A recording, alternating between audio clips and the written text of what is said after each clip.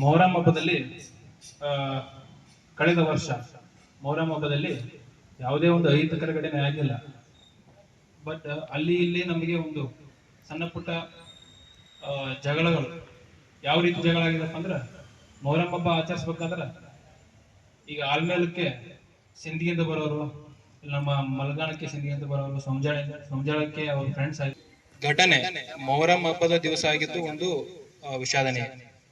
ಅದಕ್ಕಾಗಿ ಈ ನೀವು ಮೊಹರಂ ಹಬ್ಬ ಆಚರಿಸಬೇಕಾದ್ರೆ ನೀವು ಎಲ್ಲರೂ ಕರ್ಕೊಂಡು ಮಾಡಿ ಏನ್ ಸಮಸ್ಯೆ ಇಲ್ಲ, ಅಂದ್ರೆ ಜಗಳಕ್ಕೆ ಮೂಲ ಆಗ್ಬೇಡ, ಅಂದ್ರೆ ಹೊಡೆದಾಡಬೇಡ. ಕುಡುದು ಹೊಡೆದಾಡಿ ಏನಾರ ಮಾಡ್ಕೊಂಡ್ರಪ್ಪ ಈ ಸತಿ ಏನು ಹೊರಗೆ ಬಗೆಹರಿಸೋದಿಲ್ಲ, ಎಲ್ಲಿ ಬಗೆಹರಿಸೋದಿಲ್ಲ, ಡೈರೆಕ್ಟ್ FIR. ಯಾಕಪ್ಪ ಅಂದ್ರೆ ಈ ಸಣ್ಣ ವಿಷಯ ನೆಗ್ಲೆಕ್ಟ್ ಮಾಡ್ಕೊಂತ ಹೋದ್ರೆ ದೊಡ್ಡದಾಗತ್ತೆ. ಲಾಸ್ಟ್ ಟೈಮ್ ಸುಮ್ಮನೆ ಕೈ ಬಾಯಲ್ಲೇ ಬೆಳೆದಾಡಿದಾಯ್ತು, ಮುಂದೆ ಕಟ್ಟಿಗೆ ಹೊಡೆದಾಡಿ ಅದು ಹಾಫ್ ಮರ್ಡರ್ ಕೇಸ್ ಆಗಿ ಮರ್ಡರ್ ಕೇಸ್ ಆಗ್ತಪ್ಪ ಅಂದ್ರೆ ಮತ್ ಬೇರೆ ಆಗತ್ತೆ, ಮತ್ ಅದ ಹೆಸರು ಬರ್ತೈತೆ ಹೊಳ್ಳಿ. ಮೊಹರಂ ಹಬ್ಬದಾಗ ಹಿಂಗಾತು. ಹಬ್ಬದ ದಿವಸ ಈ ತರ ಆಗ್ಬಿಡೋದು, ಯಾವಾಗಲೂ ಆಗ್ಬಿಡೋದು. ಬಟ್ ಅದು ಪರ್ಟಿಕ್ಯುಲರ್ ಆಗಿ ಅವತ್ತೇ ಅಂದ್ರೆ ಈ ಹಬ್ಬದ ದಿವಸ ಎಲ್ಲರೂ ಕೂಡಿದ್ರು, ಈ ತರ ಪ್ಲಾನ್ ಹಾಕೊಂಡ್ರು, ಈ ತರ ಹೊಡೆದ್ರು. ಇದೇ ಸಮಸ್ಯೆ ಆಗಿತ್ತು ನಮ್ ಲಾಸ್ಟ್ ಟೈಮಲ್ಲಿ 2-3 ಘಟನೆಗಳು ಆಗಿದ್ದಾವೆ.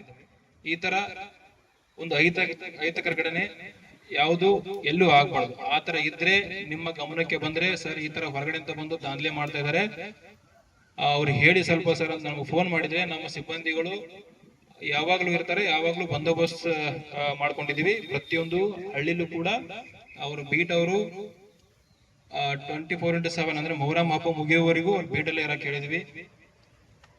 ಯಾವಾಗ್ಲೂ ತಾವು ಕಾಲ್ ಮಾಡ್ಬೋದು, ನಮ್ಗೆ ಡೈರೆಕ್ಟ್ ಆಗಿ ಕಾಲ್ ಮಾಡ್ಬೋದು.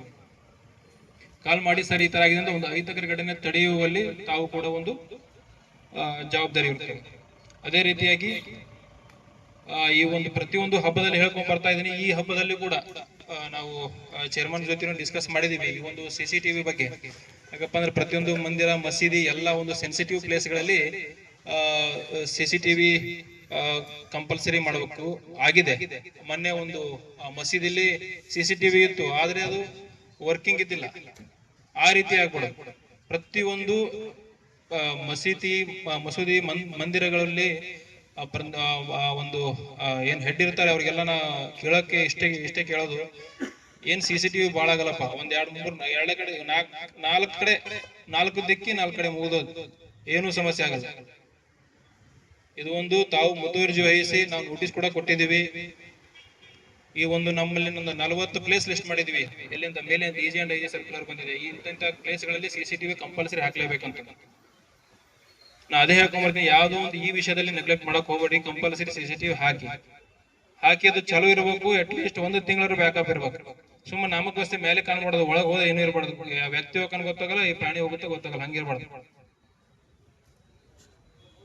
ಅದಕ್ಕಾಗಿ ಪ್ರತಿಯೊಂದು ಒಂದು ಏನಿದೆ ಮಸೀದಿ ಮಂದಿರಗಳಲ್ಲಿ ಈ ಒಂದು ಅಳವಡಿಕೆ ಆಗ್ಲೇಬೇಕಾಗತ್ತೆ. ಅದೇ ರೀತಿಯಾಗಿ ಈ ಒಂದು ಹಬ್ಬದ ಪ್ರಯುಕ್ತ ಈ ಏನಪ್ಪಾ ಯುವಕರಲ್ಲಿ ಕೇಳೋದಂದ್ರೆ ಒಂದು ಸಾಮಾಜಿಕ ಜಾಲತಾಣಗಳಲ್ಲಿ